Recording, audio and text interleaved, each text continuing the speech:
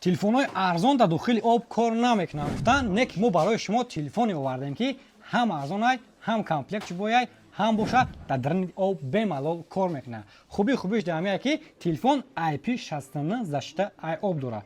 Экрани телефон 120 Гц AMOLED кор мекунад. Батарейкаш 5828 мА чарж мешавад. Дар дохили комплект телефон защитная пленка, чехол, кабел, блок ҳама чиз аст. Дигар ягон чиз дигари телефонда харидорӣ намекунед. Телефони Realme S75. Рози худо хоҳад дар об месанҷем ки кор мекунад ё ки намекунад. Чхел десен телефон 100% кор кардастай. Мана бинен бисмиллаҳир-раҳмонир-раҳим дохили об да мемонем. Телефонҳое ки IP68 боло мешаванд, ҳамашон дохили об да кор мекунанд. Нархи телефон боша дар магазини Realphone ай 12500 рубл сар мешавад.